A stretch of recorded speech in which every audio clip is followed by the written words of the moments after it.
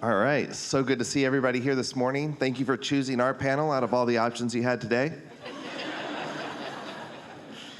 I've got some great people here with me, and we might have one more person join us, and if not, we will do our best to answer the questions that come in, and we already have a whole bunch coming in. That's awesome. I'm here with Justin Tully and Judy Groders, and they are extremely experienced producers. They've done way more projects than I have, which is always exciting because I get to learn from them along with you. And yeah, just fire away your questions. We're talking about producing, which is a pretty big umbrella. So we're just going to get started. We'll get through as many questions as we can and hopefully have a good time together. So questions. We've got 13 thumbs up on this first one. What % of producing is paperwork versus creative work? I would say 83.7% is, for me, I'm more of a logistical producer, so a majority of what I deal with is the paperwork. Creative is great, but to get it actually done, yeah, it's more of the... Sometimes you have to get creative with the paperwork. That's correct. Well, there are certainly producers that lean more into creative and maybe, oh, wait.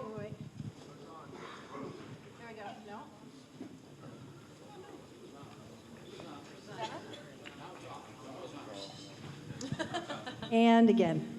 Good. Okay. Good. Well, there are producers certainly in the world who lean heavily into and toward and around creative, spend their time around creative. Like Justin, that's not me. I have the benefit of being married to and working closely with somebody who's very creative, my husband John, who many of you heard from last night. But my work is dominantly, it's like an operations job. He's telling me to keep the mic close to my mouth. I lean heavily into operations, and so my creative is very little. I defer to John on all creative decisions, and so mine is much higher than 83.7. But the question was paperwork, and as leaders of people, it's essential that we are engaging with those people and supporting those people. So it might be 80% paper when I'm in the office, but then I feel daily compelled to be on the set and in the production office and in support of those who are doing the work. So paperwork and relational versus I'm not so much in creative. Yeah, and I mean, obviously there's different phases of production, pre-production. There's a lot of building relationships. There's a lot of figuring out problems. Lots of different things go in. So, how do you exactly define paperwork? But okay, if you could go back to the beginning of your producing journey and do something different, what would it be? Wow, that's a great question. I know that the approach, how you approach something is very important. And for me, the character development was very important. Learning to trust God with the choices that I needed to make and not just going out and trying to make things happen on my own was something that was very instrumental in how I got to work on films and to where I've gotten to today. Serving, things like that. So there's definitely, during the time leading up to when I got into film, I wish I had spent more time developing character and serving other people in ways that would have just enabled me to be that much further ahead. And personally, I wish I hadn't wasted as much time on stuff that didn't matter. So that would be how I would kind of answer that. Yeah, I think I would echo that. You spend a lot of time when you first get into the industry just trying to learn everything. So I was all me focused, I think, when I was on projects, and missed a lot of ministry opportunities there. And so my career really didn't start taking off until I took a back seat, started seeking the Lord more, and it just seemed like He brought the opportunities, put me where I needed to be, so I could serve others. So I would echo what you said. I think synchronous with that is I wish and continue to invest in learning about leadership. Producing, the mechanics of producing seemed pretty obvious to me, and learning the tools of the craft, and learning learning about process and finances and general communication skills, but leadership skills are kind of a whole different thing. So how to equip and enable and help, enable people to grow in their lives and in their positions, and also recognizing that in the case of John and me, we believe firmly that putting our marriage and our lives on display for everyone in the crew, and our crews tend to be, sometimes they're exclusively believers, and often they're not. We're producing all over the world. And so putting Jesus on display through our marriage, through our engagements with people, through our work is really important to us. And that's something we've learned over time. I certainly didn't come into it with that awareness. Yeah, and what she said as well, I'm just taking both of their ideas and trying to make them my own. I think it's wonderful to think, like when I first met the Kendricks, one of the first things they asked me is, what do you need to do to be successful at your job? And that is a fantastic approach to producing. You look at the people that are working with you and then enable them to be really successful. And so if you can basically teach people how to fish, you catch more fish. That's good. I also would recommend to my younger self is like to really push into something that I try to do, which is learning from other people before I try to do things myself, trying to observe, watch, and engage with other people, serve other people in what they're doing and what I want to do. It's a great way to learn. And our next question goes right into that. It says, what skills should young producers build? We've already touched on that a little bit, but I think there's a lot of skills that are needed. Anybody want to take a first shot at that? Communication. Being able to articulate what you need, how to do it, is key. Also, just thick skin, like humility. Be quick to forgive, slow to offend. I think would be something that you can do right out of the gate. Can you repeat the question? What skills should young producers build? Okay. I think it's really important to understand everybody's job. How can I equip you if I don't understand what you're doing or what kind of challenges you might encounter? I couldn't pull focus to save my life, but I understand the significance of that role, and it's really important to me that our films are in focus. And so getting to understand that job, and quite literally every other job on the set. And so whether it's through hands-on experience or just getting to know over lunch or during pre-production while they're prepping gear, my work of investing in getting to know the roles and the positions is something that has been very valuable to me over time. Hi, Stephen. Hi. Good morning. We just had a men's discipleship group, and so I apologize for being late. So the question that we're working on is, what skills should young producers build? You have any thoughts on that?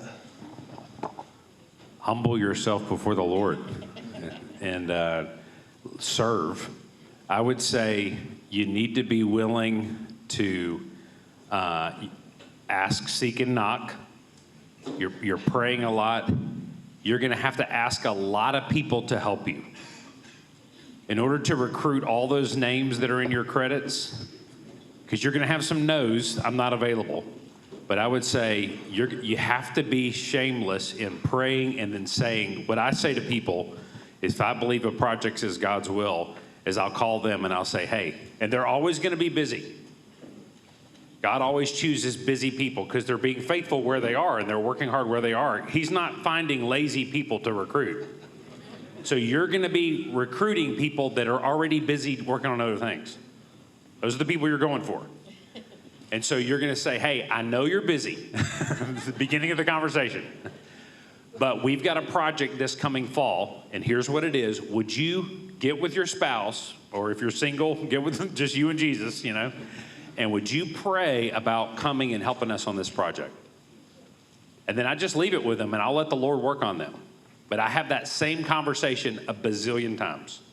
I also don't beat down the door and make them feel guilty for saying no, or if God tells them to do something different, because the Lord will provide what we need. But you have to ask a lot of people to help in order for you to get a project to completion. I'm going to just quickly piggyback that, and this is a little bit generational, but learn to pick up the phone. Whether you're calling or receiving a call, I don't mean to be overly critical here, but that is that has emerged as a challenge, both as we're coaching upcoming talent and trying to engage with them. So I wouldn't have said that 10 years ago. It's amazing how quickly things are changing. Okay, our next question. What should producers be doing on set during production?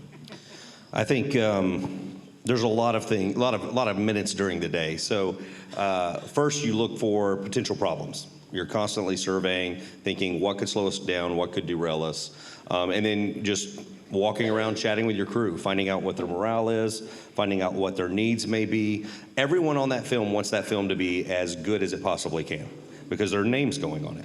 So it should never in your head be an us versus them mentality. It should always be a, what can I do to help lift their burdens?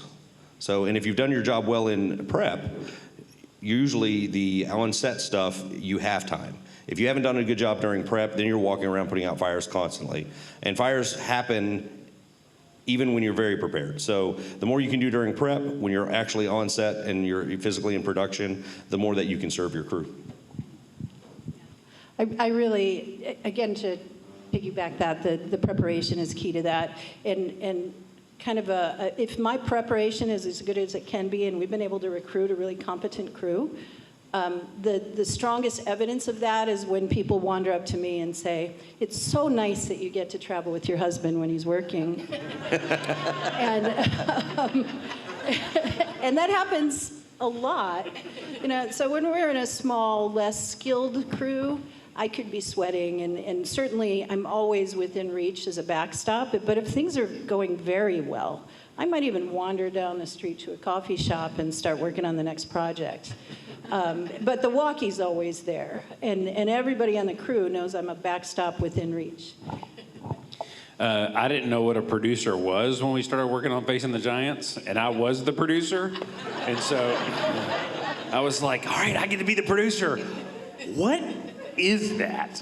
I actually read a Hollywood book from a producer who'd produced multiple movies, and I realized he didn't know what a producer is supposed to do.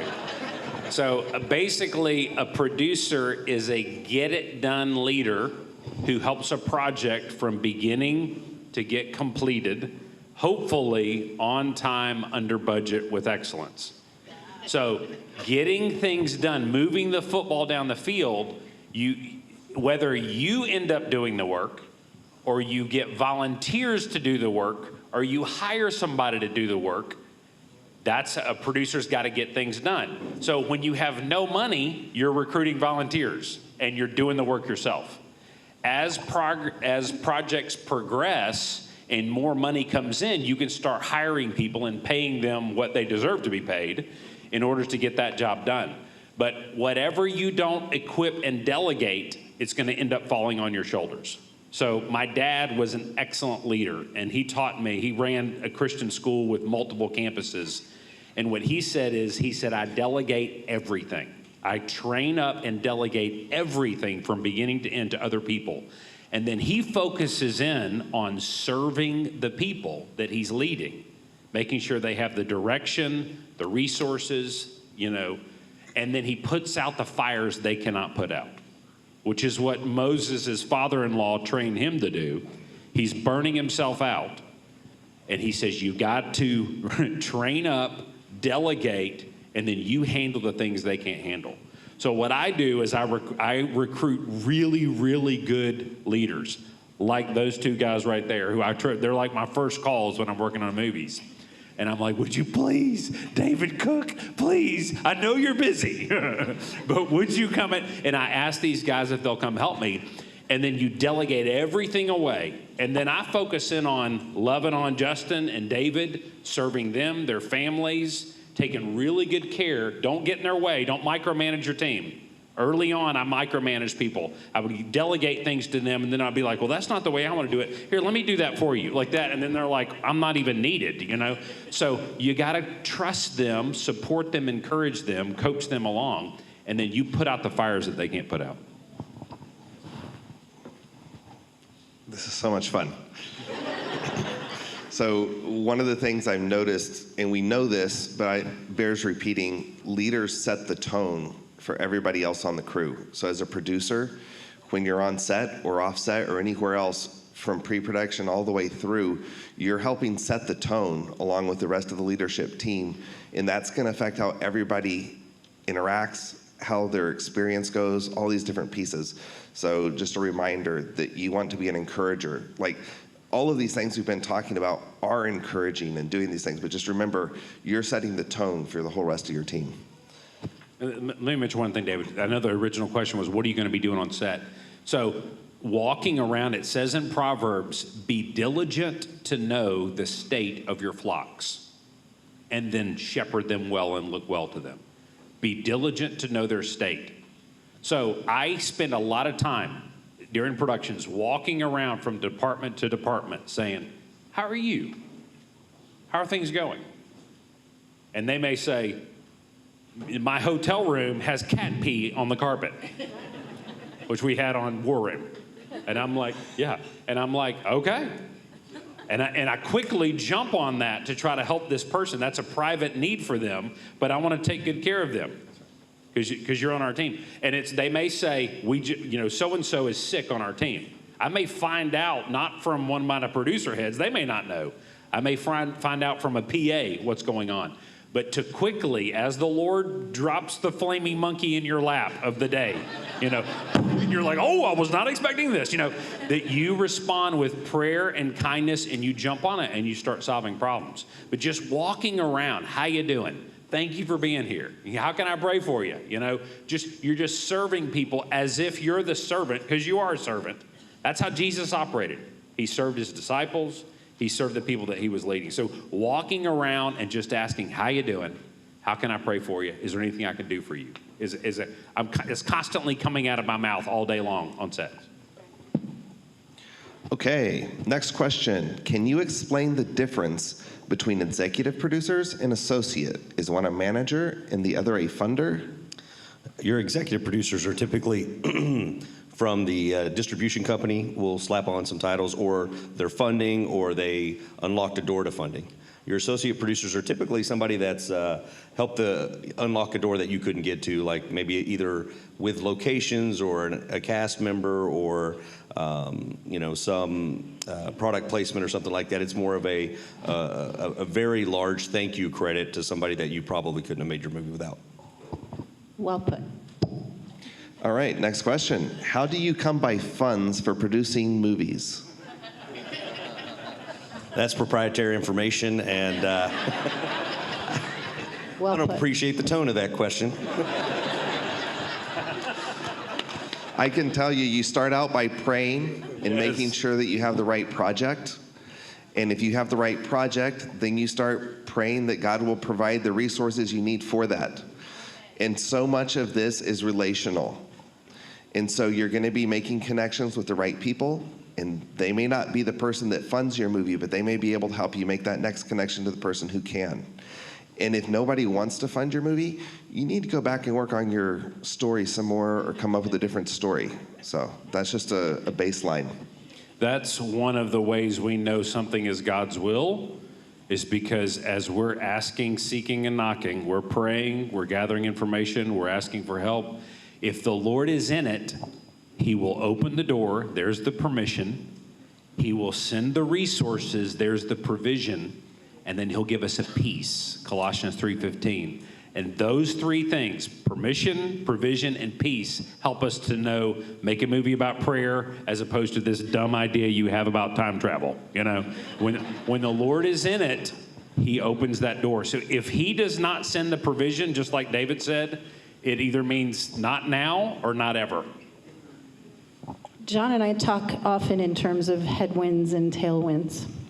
And sometimes we feel the tailwind because pragmatically things are coming together.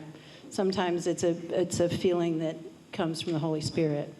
And so we rely on that, and we choose not to live in fear, because the Bible tells us not to.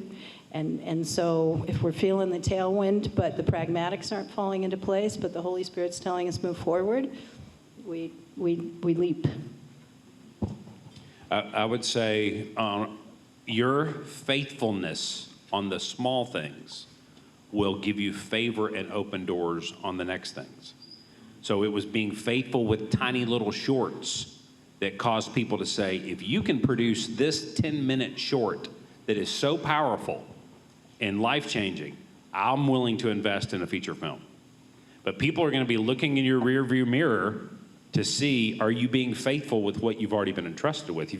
Scripture says, if you've been faithful over a few things, I'll make you ruler over many things.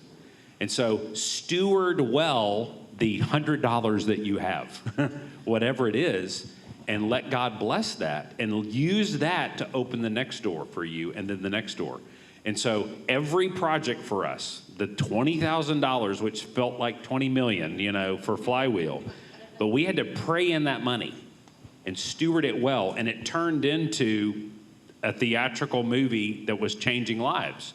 Then we got in the prayer tower at this church, right down that hallway, and Alex and I said, Lord, if you want us to make Facing the Giants, would you send the $100,000 that we need? And the Lord started prompting believers who had wealth to contact us saying, can I invest in another movie? Here's $20,000. And that was one of the indications that the Lord was in it. But they were moved because they saw what God did through Flywheel. So whatever level you're at, people want to call John Groders because they see a track record of faithfulness. And so that's why he's got all these people, would you work with me on this? Everybody's lining up because they see faithfulness in the past. So those resources are going to come with that. So be faithful with what you've got right now. Pray, and it's okay to ask people to support. Don't put guns to people's heads. If you really love orphans, you'd support my orphan movie. Don't do that. Do not try to guilt people into doing God's will. The Holy Spirit can turn their hearts. You don't need to be the Holy Spirit. So I will pray and I will ask, and I will not put pressure on people. And then I just trust the Lord. And then he will move their heart if he's in it. And sometimes they will give more than you would have asked for because of how God moves them. All right. Next question. What was the most difficult experience you've had as a film producer? And I'm just going to lead off by saying, usually we can't talk about those. So what's the most difficult experience that comes to mind that you can talk about? Why me? I'm sorting through them. I need a minute. I think letting someone go is not fun. It's as much as people think I like it. Nope. That's probably it. Having to take somebody and remove them from a project because of the circumstances that they're not either ready for that role or they just aren't listening.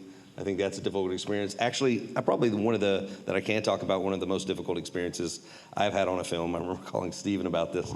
I was driving to a film and I felt like, early on in my career, I would just, pray and I'm like, God, just make me excited. And I know you want me to do this film.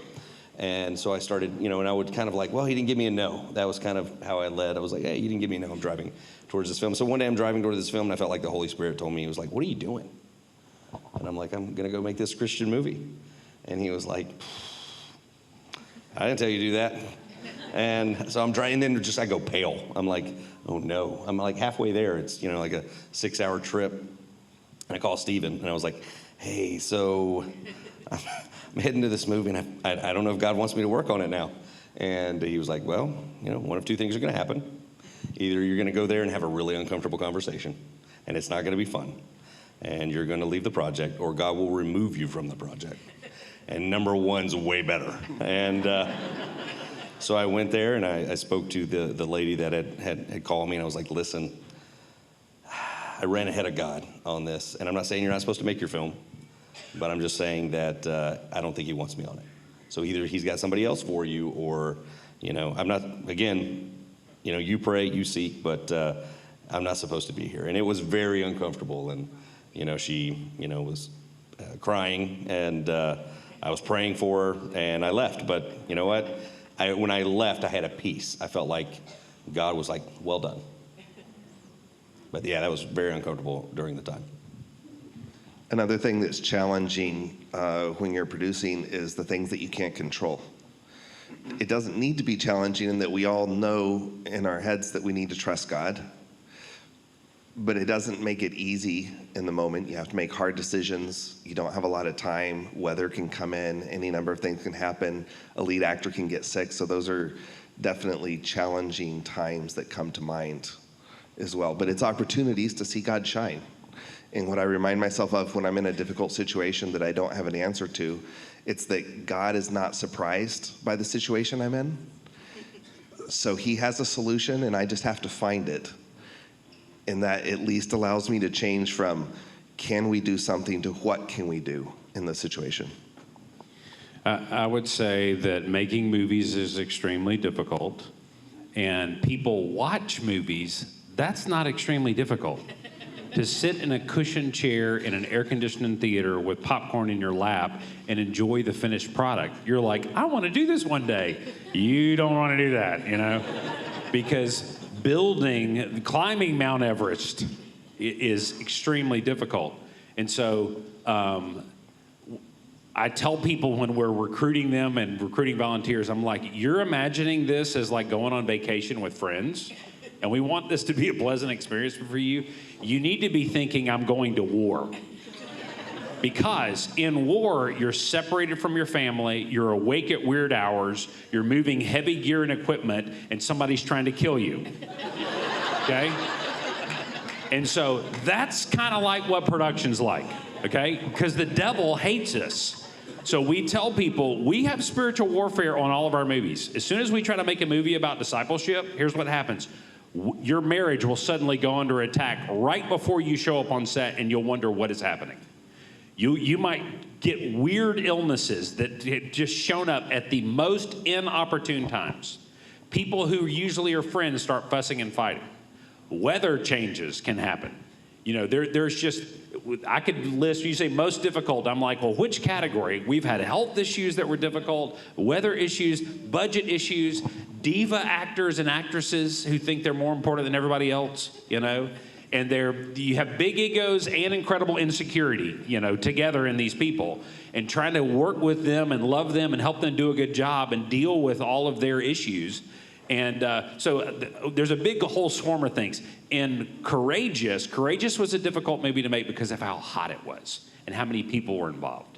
And there were so many volunteers and so many professionals and so much that was going on. That was the hardest movie for me. Of all the ones that we did, we try to end every project walking around to the department heads saying, what do we do right? What do we do wrong?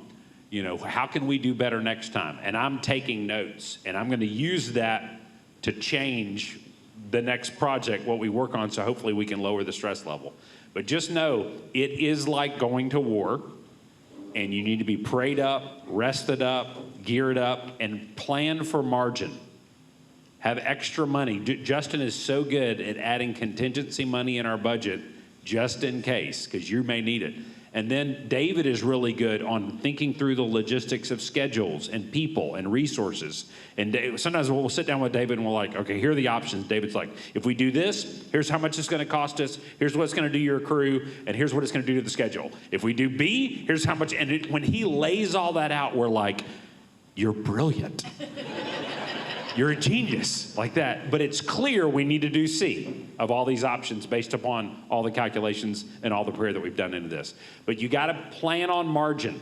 A lot of times people have no money in their budget, no time in their schedule. They're grinding everybody to powder. They're trying to save money, and they're working people 14, 16-hour days. I know people in this, I think they're in this room, who were working on a Christian project working 20-hour days. Now, you'll leave that project with PTSD and you could die. Do not do that to your crew. So be prayed up and make sure you're in God's will, and be very gracious and considerate of the sheep that you're leading. The other risk in that situation is mutiny, which hasn't happened to us, but there have been threats of it. So being sensitive to people's tolerances and what's appropriate. Yeah, the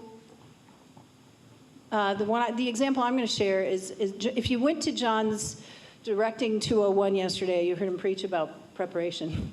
And as a director, he is exceptionally disciplined in his preparation. There was a time a number of years ago when we had booked a studio. We were going to do a massive 360 green screen project. And we had booked the studio a couple months in advance. And then we were at a conference, and I got a call from the studio that said, we've got a big show coming through here. They want to run it for 6 months. We need to book you in 2 weeks. We're rebooking you for 2 weeks. Now, given our project schedule, we had to take that booking. We only needed it for 10 days. And so we were not prepared. And we were doing logistics on the fly. The art department was building props as we were arriving. Our crew wasn't the crew we had intended to book. And looking back, I'm not sure how I'd do it differently, apart from I certainly would never accept that 2 weeks out booking date. I would find another studio.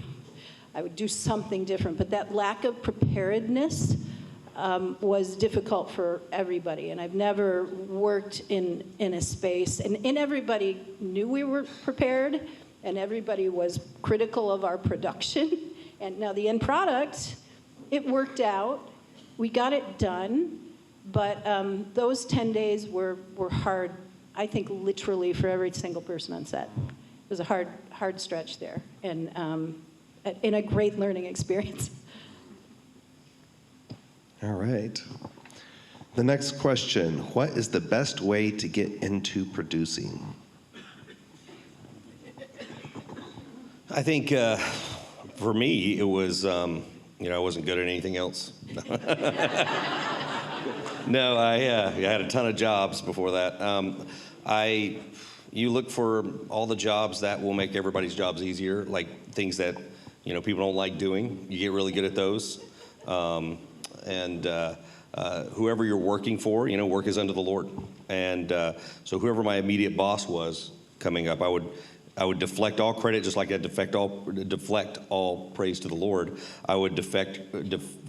Yeah, I cheated. I left. No, I would deflect all credit to them. So no matter what it was, I'd be like, oh, well, they showed me how to do that, or oh yeah, I just took their lead. So them hearing that, number one, on a lot of, especially in the secular industry, there's a lot of fear. They're scared for their job. They're scared you're coming to take their job. And if you can ease those pressures and, they start getting the praise for it, they're going to be like, man, I like that guy. I'm going to show him how to do this.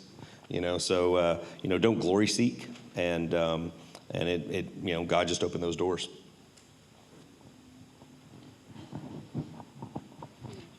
Yeah, I would say serve with a good attitude. Justin showed up on Fireproof, valedictorian at Full Sail Film School, and he said, how can I help you? To me.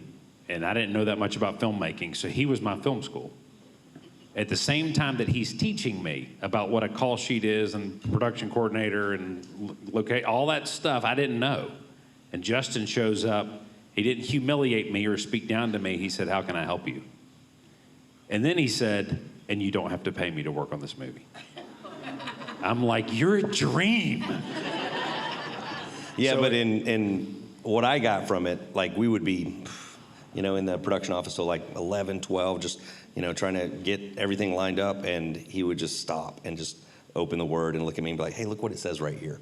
So he started pouring this spiritual wisdom to me. So if you have people that are supporting you, pour into them as well. But show up willing to work hard. And when you're on those lower levels especially, show up early, grind it out with a cheerful attitude, be easy to work with, unflappable. One of the things about David is pretty unflappable. The world could be on fire and David's like, well, this is an opportunity.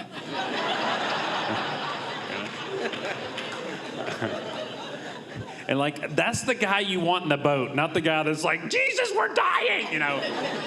So David is asleep in the boat during the storm, you know.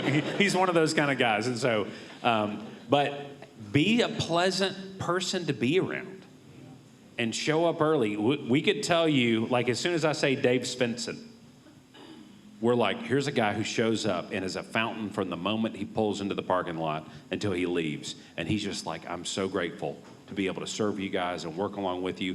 And he's busting it and doing a good job, and everybody gets blessed around him because of how he works. And so Alex Dania is back there. She's worked on feature films. She showed up on helping us on The Forge and hurt her ankle and is pushing herself around in a little, you know, whatever you call that thing, a scooter, you know, but showed up every day with a great attitude, working hard, dependable. And when we were done, it's like, man, I hope I get to work with her again. And if you show up like that, because here's what happens behind the scenes. We'll have conversations on, do we hire this guy or this guy? And we're like, well, this guy costs a little bit more, but man, he's great to work with. I just want to hang out with him for 6 weeks. You know, this guy can do the work and he's going to cost us a little less, but he's going to add so much stress, and we're going to have to deal with the wine and cheese every day that comes out of his mouth. I'm willing to pay more for this guy because they're a fountain. So be that kind of guy. Just to echo that, we had a studio shoot. We have a small studio in our facility. And we had a studio shoot one day, and one of our employees said, my niece is finishing up college. Can she come PA? Sure, that's fine. I'm not going to pay her, but yeah, bring her along. And Shelby showed up, and from the moment she arrived, she had a big smile on her face, and she was a servant. And whether it was getting coffee for anyone and everyone on the set, or at her own initiative, emptying the trash, sweeping the floor, she served us. And at the end of that shoot, John and I looked at each other, and did you notice Shelby? I noticed Shelby. A week later, she was on our staff. And she brought that attitude. Now, as a producer who has worked my way through the ranks and has a great deal of experience, that servant attitude is absolutely essential throughout the entirety of your tenure. And being willing to bring coffee to, we filmed in Korea a few years ago, and I remember watching some of in the Korean culture, making eye contact with a superior or somebody who's older than you is really generally forbidden. Now, there's some Koreans around here. I don't know if I assume you would affirm that. And so what we found, just culturally moving around the set, it was difficult to get the crew members to make eye contact with us. We had to initiate it. And so we very eagerly, when it came crafty, take a break time or lunchtime or during pre-production time, I would just go sit down at a table and join whomever was there. And sometimes they were just giddy because the producer is sitting here with us. And but there was one guy, he probably weighed 250 pounds. He was so strong, and he was carrying around shot bags and weights and setting up jibs. And he would just pick things up. But this guy was sweating profusely. I went and I saw him working, and I grabbed some water. I handed it to him. Man, that guy became my best friend. And every day at the end of the shoot, and this is not customary as I understand it, but he would come give me a big bear hug and say, the only English words that he knew were, I love you. And all of that grew out of bringing this kid a bottle of water. And then, of course, I continued with that. But the example that was set there changed the flavor of this crew. And at the end of that shoot, we were told these crew members had never seen or experienced the kind of engagement from the producing and directing team that they did with us. And they were professionals. They knew their jobs. But they hadn't experienced that kind of love. And so, again, putting Christ on display in serving people is a really important part of our jobs. Yeah, also running towards the problem. Figure out if there's a problem that needs to be solved and see if you can help solve it is a great way to become a producer, because we're problem solvers. So wherever you're at, whatever you see, if there's the hardest job, we've heard other people talk about it, but it's like Jim McBride. He would talk about on a panel like this the previous year how he looked for the hardest job when he was working in several different places. Like, I want that one. I want to handle that. I want to solve that. So try to identify situations and find a solution for them. Also, like Josh Walsh, heard him speaking not long ago, and he was talking about how he started. And, one of the movies he was working on, they were like, well, we need somebody to do background. He's like, I'll do it. They're like, no, you don't want to do this. It's like, well, if it's a need, that's what I want to do. And so just trying to identify where the need is and serve there, that's going to move you up the ranks. Just a quick add-on to that, identify them preemptively and attack them preemptively so that the rest of the team is never aware. So the foresight to anticipate what's around the corner is really, now, my belief is that comes mostly from life experience. And so, I'm old enough that I have a whole lot of it. And, but that preemptive problem solving or getting in front of those problems is really important. Josh Pittman is a fountain, and he's one of the first hires that people want on a movie because he's so good at what he does and so pleasant to work with and loves the Lord. And he's moving up the ranks to be a producer. But when we were working on The Forge, he was helping us with locations. And the robot scenes and all that whole factory that we had is a company here in Albany, Georgia. And the guy who was helping run that factory came to us at the end of the movie, and he said, you would not have completed this movie if it weren't for Josh Pittman. Because he said the stress of production was so heavy, but Josh was so gracious in communicating and solving problems, and like you said, seeing a problem, preemptively solving it, and being kind to us and respecting our wishes. He said, this movie would not have been completed if it weren't for that guy. So same kind of attitude. You see the problem, but he's already, as Josh is moving up to be a producer, I'm like, yeah, he can be a producer. All right, next question. When should you stop doing work for free? When you open up the fridge and there ain't nothing there.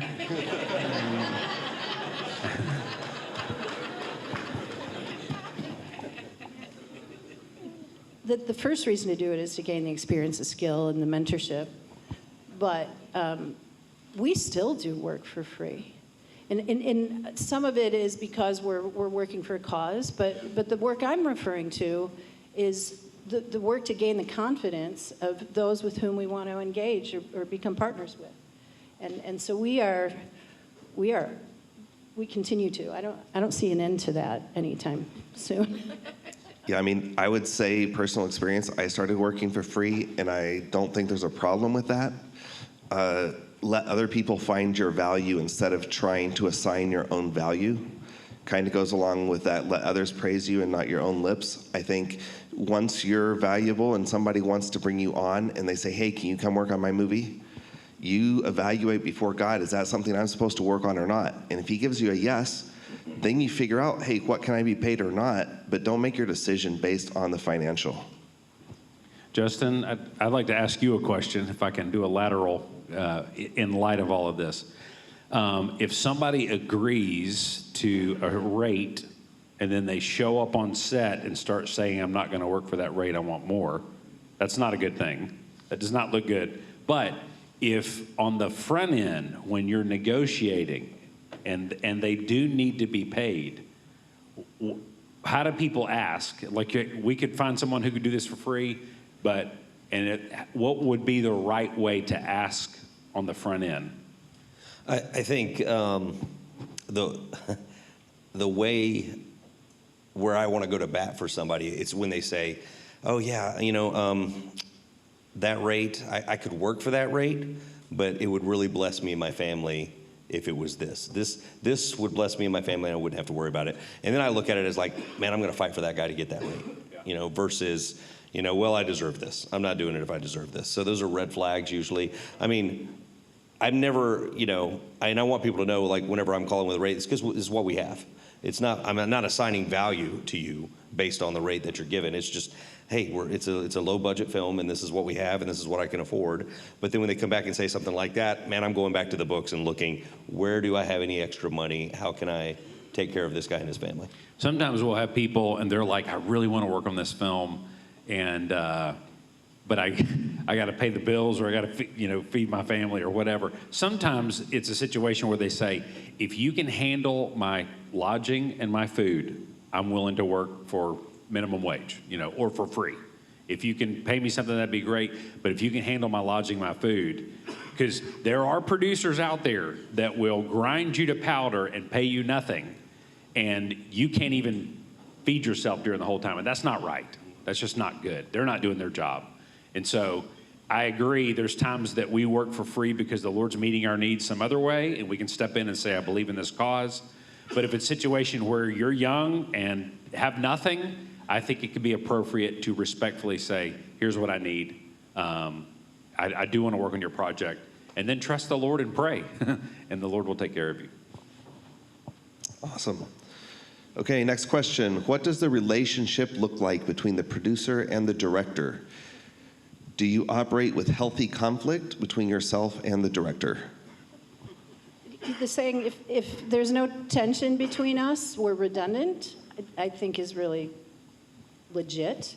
That doesn't mean we don't want to be arm in arm with people with whom we see everything. For John and me, we are very, very different from one another. He directs, I produce, and we see everything through different lenses. What we believe is we refer to it as we're on the same wavelength, but I'm looking through a different lens, figuratively, than he is literally sometimes.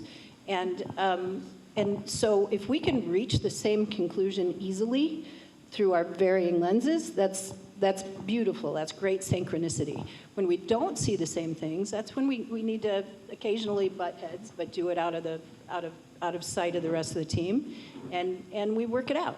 When it comes to creative issues, I'm deferential to the director. When it comes to business issues, he's deferential to me. And that's how we work. And I know that's not true of but that's how we work. I love that we have like a husband-wife producer-director duo and a brothers-director duo. It's like, it's just a fun dynamic. Stephen, do you want to talk about your... Yeah, so if you think about the director, they are focused in on it being as good of a performance and a good of a story. They're thinking about that high-quality movie, and they don't want a lot of boundaries. They want to have the freedom, they want to have the resources, the time that they need to do it. So there's that pull in that direction. The producer is thinking about time. They're thinking about budget and money. They're thinking about the resources that are available, the people, and they want the movie to be good too. But you've got all of these things that are not all pulling in the same direction. It's like the string on the kite. You got the wind one way, the string the other way. And boundaries create a great opportunity for prayer and creativity. And so boundaries are really, really good things. So to be able to tag team together where just be mindful that the leadership is trying to constantly tweak the balance between the needs of the people and the crew, the time that they have, the limited money. There's a lot of limitations, and they're trying to figure out how to pull off something with excellence. And those feel like they're in opposition to one another all the time. So serving, like the producer needs to be thinking, how can I serve that director? And that's the way I think. How can I lower my brother's stress level, give him nothing to worry about so he can focus in on the story? And he's in the eye of the storm, and behind the scenes, we're handling problems that he doesn't even have to know about. And we're laying tracks in front of him on a moving train so he can show up, and places are prepared, crews fed, all those kind of things. But the directors, as Aaron Burns would tell you, as he's learned, he's been in both roles, directors have to be very mindful of all the limitations and everybody else that's going on. And so they need to also be servant-hearted towards the crew and the producers. And it creates maturity in your leadership that you're not just thinking about what you want, that you're considerate of so many other factors as you make decisions. John and I will often enjoy, whether it's the end of a production day or at the end of the production at large, debriefing where I can tell him all the stories of what was going on behind the scenes that he was oblivious to throughout production, all the fires we were putting out, all the interpersonal challenges that came up and were resolved. And then he can tell me about what's going on in set that I couldn't see, the challenges that he had or the victories that he had in engaging. So we really, we're in the same space, but we are not in the same world. I think world is probably the wrong word there, but the fun of debriefing reflects what you were saying. There's a story about how Steven Spielberg, when he was young, was just busting through budgets. When they shot Jaws, he is going way over budget, way over time. He's just out of control for his creative vision. And then George Lucas recruited him to shoot Indiana Jones and Raiders of the Lost Ark. And George Lucas sat down with him and said, basically, it's time to grow up. And he said, you can produce an excellent movie and stay under budget and do it on time, but you're going to have to be creative.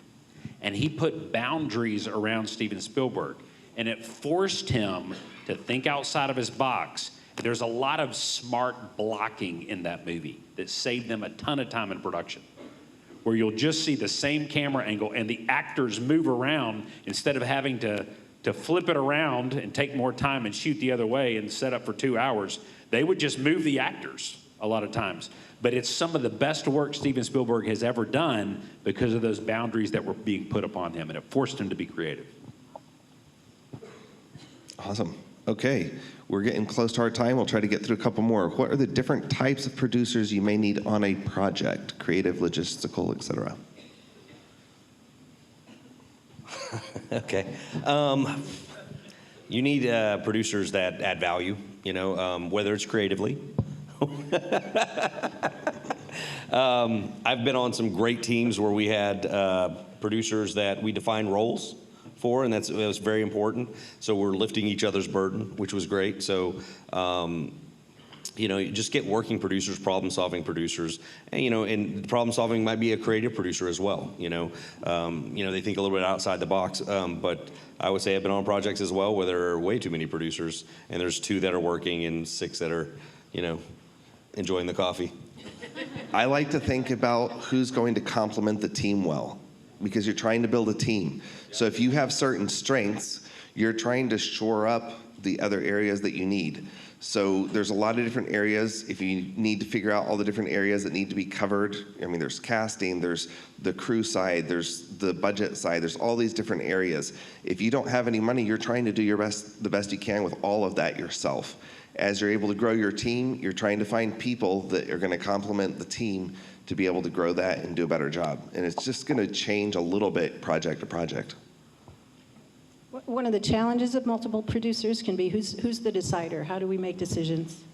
And for that reason, the role of supervising producer has emerged in some of our projects.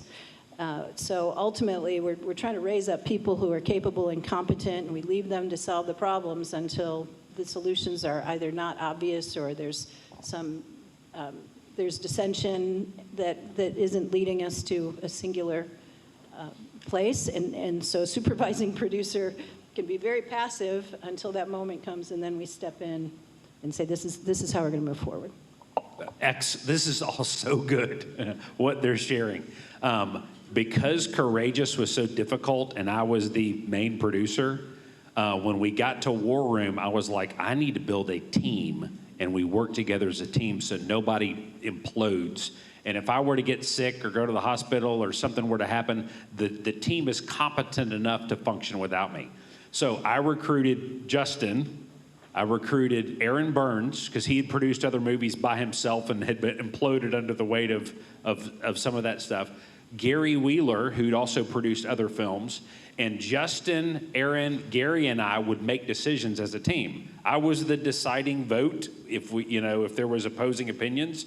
But I realized Justin was wired he was so good at helping us build the team, set out the budget, line up the crew, those things, and solve problems on set. He was focused primarily on the financial side of things.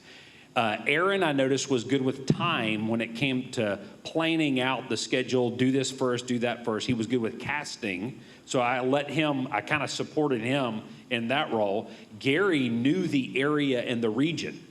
And so just like David said, I started realizing the Lord provided the key people that would fill in the gaps and we could lean on one another's strengths. So I would say, if you're a producer, if you can, build a team of leaders around you. There does need to be a deciding vote. You cannot have more than one steering wheel in the car. But you need to listen to the counsel of the other people if you're the Batman in that situation, okay, and you've got to make the final call, you need to still listen to Robin before you make that call, okay? Some guys are leaders, but they're more wired like Robin, and they can't make a decision under the pressure. They need to find a Batman who can make that call decision, and they'll support them in that role in that situation. But I'm a big fan. I've seen so many guys, they burned out their health, their faith, their marriages, their children in order to try to produce a Christian movie, and they did it. Too much was on their shoulders. It was like Moses under the weight of the people. So I'm a big fan of building a team and delegating and working together so that nobody dies, in the battle. Awesome. Well, guys, we're at our time. We are out of time here. Thank you so much for your questions. Thank you so much for answering the questions.